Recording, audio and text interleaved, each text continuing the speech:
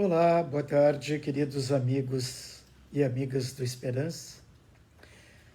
Lembrando nosso irmão Norê, hoje, sexta-feira, era o dia de reencontrar os amigos, de ver aquelas carinhas alegres pelo reencontro, pelo abraço fraterno.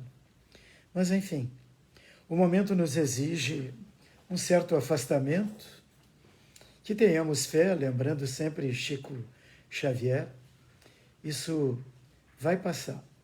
Que a misericórdia do Pai renove a nossa energia, a fim de que possamos trilhar este caminho da melhor maneira possível.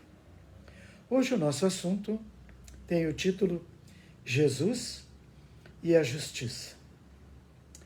E para falar sobre Jesus e a Justiça, eu modestamente busquei subsídios no livro da Joana de Ângeles, sobre o título Jesus e a Atualidade, bem como em obras espíritas esparsas, sites espíritas e, por conseguinte, também nas obras básicas.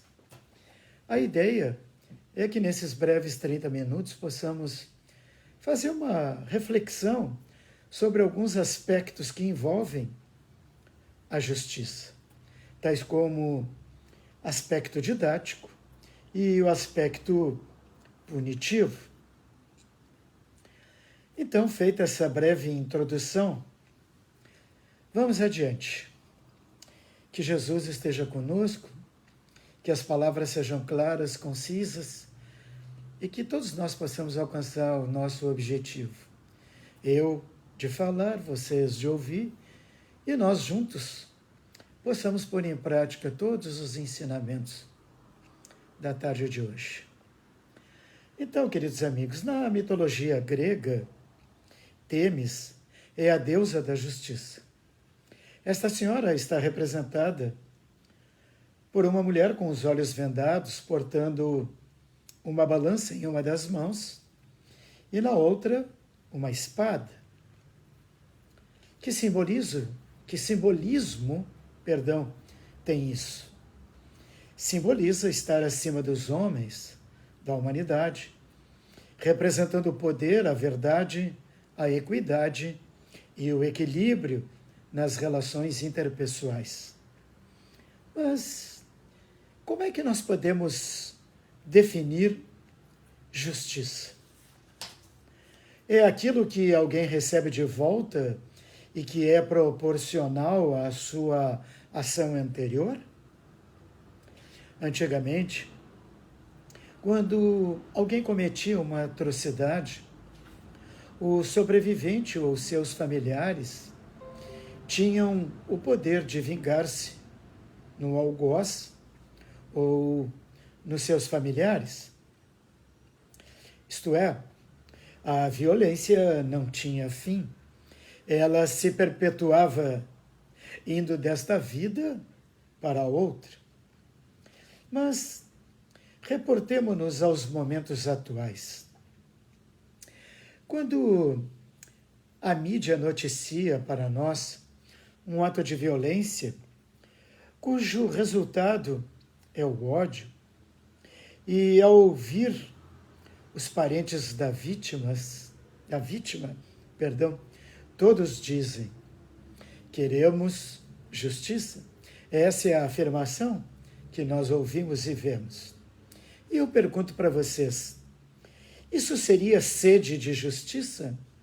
Ou teria um cunho velado de vingança? Epicuro, filósofo da antiga Grécia, que defendia a busca do prazer pelo exercício das virtudes, sobre justiça, dizia esse sábio senhor: a justiça é a vingança do homem em sociedade. Como a justiça... voltemos. A justiça é a vingança do homem em sociedade, como a vingança é a justiça do homem em estado selvagem. Posso repetir? A justiça é a vingança do homem em sociedade, como a vingança é a justiça do homem em estado selvagem. Kardec, na ideia de nos trazer à luz, perguntou aos bons espíritos como eles poderiam definir justiça. E a resposta veio de uma maneira sucinta. A justiça consiste em cada um respeitar os direitos dos demais. Então, eu pergunto para vocês e para mim mesmo, como então ser justo no cotidiano? Acatando a lei natural que está gravada na consciência de cada homem, bem como acatando a lei humana. Porém, cumpre salientar que sempre que houver contradição entre uma e outra, deve prevalecer a lei natural, pois a lei natural emana de Deus. Nós tivemos entre nós um grande irmão de caminhada, pensador, espanhol de nascimento, gaúcho de coração, chamado Ángel Agaró. Em seu livro, cujo título é Pequenos e Grandes Problemas, na página 66, ele assevera que o desenvolvimento do sentimento de justiça no ser humano corre parelha com o do altruísmo, que se encontra em estado potencial, radicado no íntimo de cada um. E, dando prosseguimento ao nosso raciocínio, fica a pergunta para que nós possamos dar prosseguimento. Quais os objetivos da justiça no contexto das relações humanas? Vamos adiante. Joana de Ângeles, no seu livro Jesus e a Atualidade, na página 41, sustenta que a justiça tem por objetivo reparar o dano causado. A santa e consoladora doutrina espírita, ela nos ensina sabiamente que não basta pedir perdão, é necessário reparar o dano cometido. Aí reside o aspecto punitivo da justiça. E diz mais, nossa querida orientadora, nossa querida doutrina, a cada um de acordo com as suas obras. Segundo o livro de Joana de Ângeles, ela afirma que outro objetivo da justiça, qual é? Corrigir o infrator, tornando-o útil à sociedade na qual está inserido. Eis aí o aspecto didático.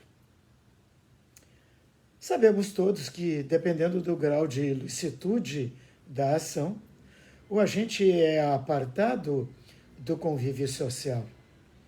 Esta separação, ela deve servir, em termos didáticos, para educá-lo, reintegrá-lo ao convívio da sociedade. Lastimavelmente, nós sabemos que isso não ocorre no momento em nosso país. Haja vista que, lastimavelmente, as nossas instituições estão corrompidas. As verbas que deveriam ser destinadas para reeducar e reintegrar o nosso irmão que por algum momento tropeçou nos seus procedimentos, nas suas relações interpessoais, causando algum prejuízo, e quando ele é afastado da sociedade, lastimavelmente, ele não é preparado novamente, ele não é reeducado para retornar ao convívio saudável com os outros irmãos da sociedade. Como podemos, então, solucionar? Há soluções para tanto? Heráclito, outro filósofo da antiga Grécia, ele ensinava que nada existe de permanente a não ser a mudança. Repito, nada existe de permanente a não ser a mudança. Então é possível afirmar que há soluções, mas certamente elas não são instantâneas. Elas demandam tempo, como a natureza nos mostra em suas mudanças. É simples. Desde que plantemos uma sementinha na terra, a produção de frutos não se dá instantaneamente.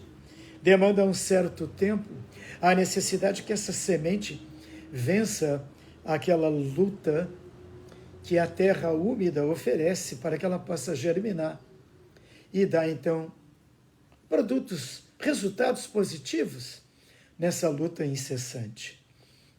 Então, a evolução moral e intelectual são elementos basilares que demandam tempo, como a natureza nos mostra em suas mudanças, conforme nós referimos há pouco.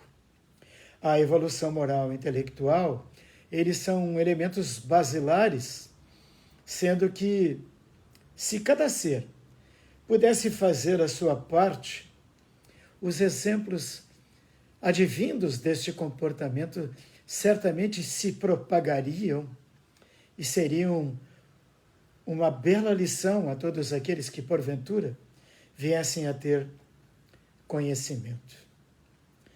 Eu destaco a importância dos pais, dos mestres, dos líderes, dos ícones da sociedade, para que se tornem educadores, agentes transformadores da sociedade. Para tanto, precisam de gestos, de palavras, de pensamentos positivos para que possam dar exemplos. Como disse João, o evangelista, para que todos sejam um. A verdade, meus amigos, é que quanto mais educada e evoluída a humanidade, o povo de um determinado país certamente teria leis menos severas, pois seriam despiciendas e desnecessárias, porque todos estariam devidamente educados, todos estariam associados, ao bom viver, ao feliz convívio. Então, não haveria necessidade de penas severas, de leis severas, e nem penas tão drásticas como a nossa atualidade nos mostra. Para que isso seja alcançado, ou seja, o respeito pela vida, pelo próximo, pela natureza, pela justiça sem arbitrariedade, sem punição, há um longo caminho a percorrer. Como hoje é o dia de enaltecer filósofos gregos, eu trago o pensamento de Horácio Quinto Flaco, que dizia aos seus seguidores: ousa saber, começa. Ou seja, nós não temos muito tempo. O tempo é agora, é neste momento. Portanto, arregacemos as nossas mangas e busquemos conhecer a verdade. Busquemos a nossa transformação. Essa luta incessante que nós devemos ter conosco mesmo, buscando uma realidade diferente, para que sejamos mais justos, para que saibamos entender e respeitar o direito daqueles que nos cercam no nosso convívio diário. Mas, dando prosseguimento à nossa fala, já se vão quase 15 minutos, vejamos o que é este cotejo entre justiça e educação. Mais uma vez, merece destaque essa relação, esse cotejo, justiça e educação, educação e justiça. Nem sempre ser educado é sinal de evolução moral. Lastimavelmente, nós temos um exemplo no nosso parlamento, nós vemos a maneira educada como os nossos congressistas se tratam, não é? Mas será que a sua maioria tem alguma evolução moral?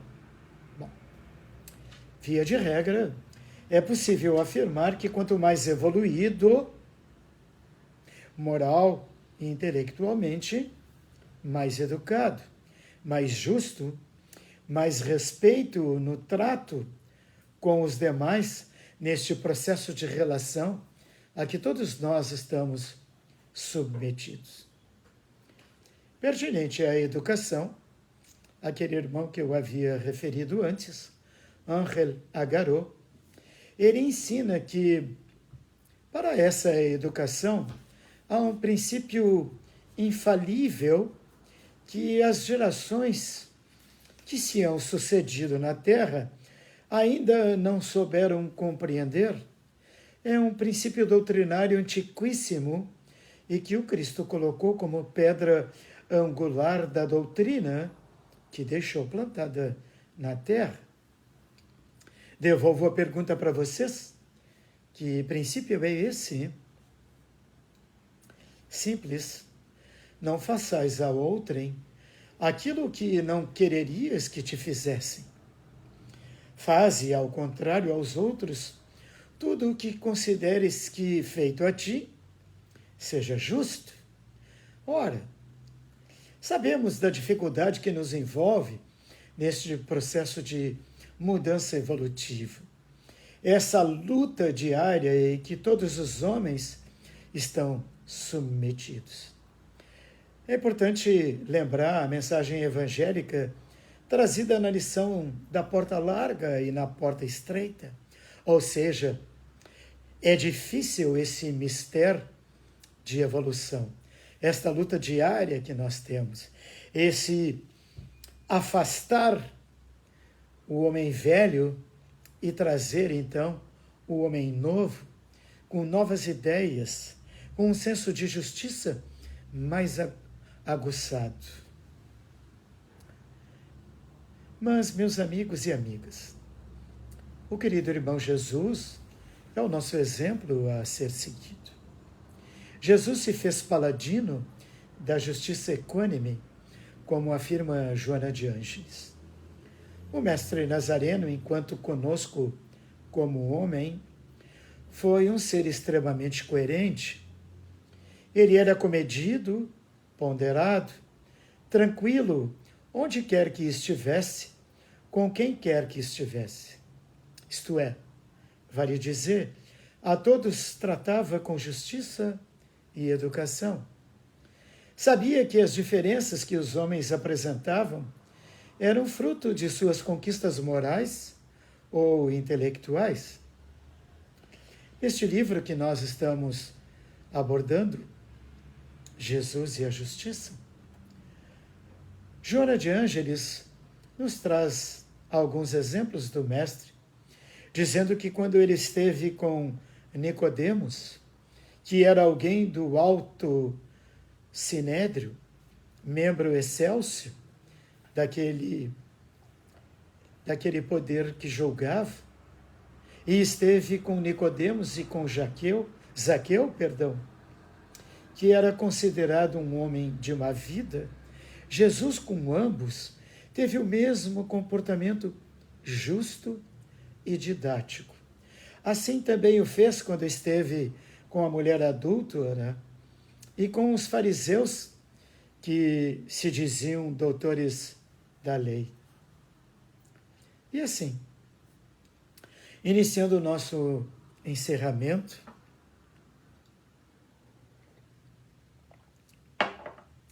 nós podemos dizer que, na esteira dos ensinamentos de Jesus, sigamos alguns preceitos. Dizia ele, fazer aos outros o bem que queremos que os outros nos façam. Respeitemos profundamente os direitos alheios, como gostaríamos de ver os nossos direitos respeitados também por todos aqueles que nos cercam. Que possamos concretizar as boas obras, desfrutar das suas boas consequências na vida presente e, quiçá, na vida futura da alma e na próxima reencarnação evolutiva. Façamos bom uso da vontade, da liberdade de ação e das faculdades, agindo sempre com honestidade, responsabilidade e grandeza moral perante os compromissos assumidos na família, no trabalho e na vida em sociedade. Cultivemos as virtudes e pratiquemos o bem no cotidiano. Tenhamos o espírito de misericórdia perante os infratores da lei. Priorizemos sempre a prática da lei de justiça, de amor e caridade. Esta é a prática segura que certamente vai nos conduzir rapidamente à prosperidade verdadeira, garantindo a todos nós a paz, a saúde, a alegria e a felicidade. Era isso, queridos irmãos, para o nosso momento de reflexão nessa tarde de sexta-feira. Jesus e a justiça. Ainda somos um tanto pequenos para alcançar a plenitude e os momentos de virtude que Jesus nos legou. Mas tenham a certeza de que esta capacidade está latente em nossa alma, porque somos criados, espíritos criados à imagem e semelhança de Deus. E se nós impormos a nossa vontade no nosso dia a dia, tenham a certeza de que, paulatinamente, nós poderemos vencer os nossos instintos, aquele nosso lado animal que, por vezes, prepondera aos nossos sentimentos. E assim, pouco a pouco, podemos sobrepô-los com sentimentos sinceros, com comportamentos divinos, seguindo o exemplo que o Cristo nos deixou. Certamente isso não se dará, como eu disse há pouco, não é de um dia para o outro, mas como o exemplo da natureza naquela sementinha plantada, não é de um dia para o outro que nós vamos apresentar frutos. Mas tenham a certeza de que esta semente plantada, pouco a pouco, ela vai apresentar resultados positivos. E esses resultados positivos nós veremos no nosso dia a dia, nessa nossa transformação, e que certamente se acelerará, nos trazendo a consciência, a alegria de que nós estamos no caminho certo. E ao findar de cada dia, possamos ter a capacidade de examinar o nosso comportamento e dizer: Pai, obrigado, Senhor, por eu ter conseguido hoje vencer alguns obstáculos. Certamente nem todos eu venci, mas que amanhã, bom Deus, com a tua misericórdia, com a tua força, eu tenha as energias necessárias para que eu não caia em tentação e consiga seguir nessa trilha de renovação, em busca da paz, do amor, da alegria e da felicidade, não só para mim, mas também para todos aqueles que me cercam no dia a dia. E assim, queridos irmãos, eu encerro este momento agradecendo a vocês pela paciência de me ver e de ouvir, rogando sempre que Jesus esteja no leme do nosso barco, que todos os dias da nossa existência, ao iniciar o dia ou ao findar este momento, manifestemos a nossa gratidão a Deus, pedindo a Ele que Ele leve fé e esperança aos nossos irmãos que encontram-se nos hospitais, tentando vencer essa dificuldade que, nesse momento, está junto a nós. Que leve fé e esperança a todos os seus familiares que aguardam na porta uma notícia de melhora. Leve luz, leve paz, leve esperança aos asilos, às nossas crianças que gostariam de ter um lar, de ter alguém, um pai, uma mãe, um ser humano, para receber deles a educação necessária, o carinho pertinente.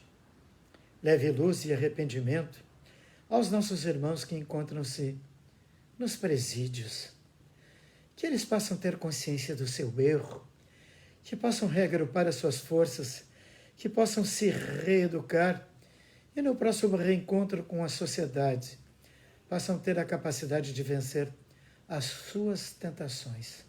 Assim como os nossos irmãos que encontram-se livres, porém, ainda lutando na dependência química dessas drogas malditas que levam alguns à sua perdição. Era isso então, queridos irmãos. Tenham todos vocês um ótimo, um feliz e harmonioso final de semana. Muita luz e muita paz no coração de todos vocês. Que assim seja.